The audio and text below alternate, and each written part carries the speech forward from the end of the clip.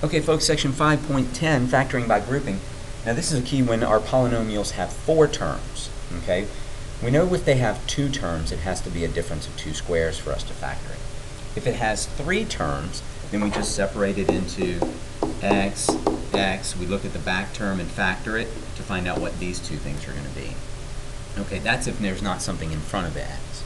If there's something in front of the x squared, then we need to use the quadratic formula, okay?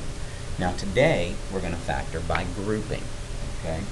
Now, I want you to look at this one. If I had 5a plus wa, I know it's out of order like that. Do you see that both of these terms have an a in them? And I just bring it out front and I have a times 5 plus w, right? Okay?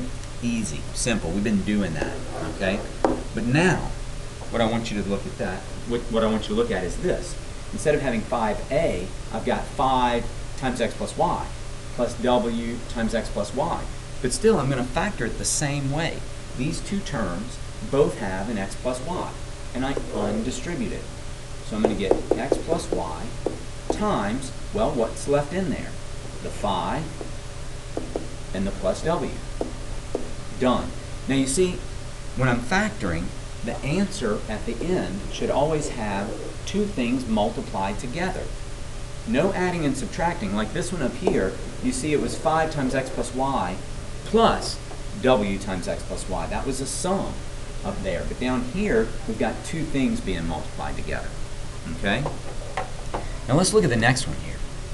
All right, in example 2, it says factor 5 times a minus 3 minus 2a times 3 minus a. Boy, it sure would be nice if this were a minus 3. Wait a minute. These 2 things are opposites of each other. Think about this. What if a equaled 5? All right, then this would be 5 minus 3, that gives us 2.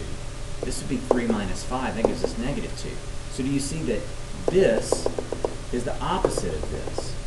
All right, well, remember, if I want the opposite of something, if I have the opposite of something, excuse me, I'm new to the language. What I can do is I can take out a negative 1, right? Because negative 1 times a minus 3 is equal to 3 minus a. All right? So I factored out a negative 1. What happens if I multiply these 2 things? Now, okay, well that's going to give me 5 times a minus 3 plus 2a times a minus 3. Nice, nice. Now I've got 2 terms and they both have the a minus 3.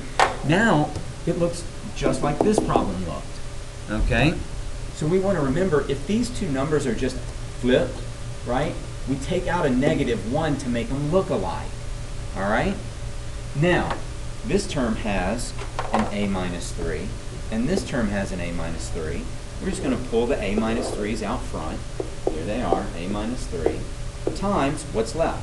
Well, 5 plus 2a. All right? And you know what? I'm going to switch those 2 because I like to have the a in front, the variable in front of a constant, 2a plus 5. Nice. Nice.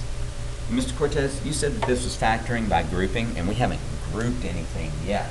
Okay? What do you mean by that? Well, let's look at this next problem. Okay?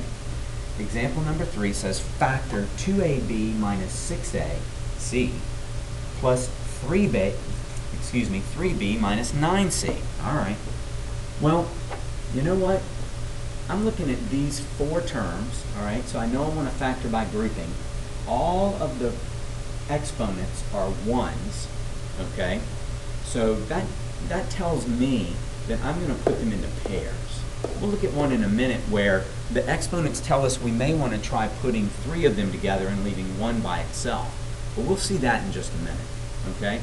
So I just group into these pairs and I say, okay, is there anything that goes into both of them? Well, in this first one, 2 goes into 2 and 6, and a goes into both of them, and that's it. And I'm going to get b minus 3c, okay?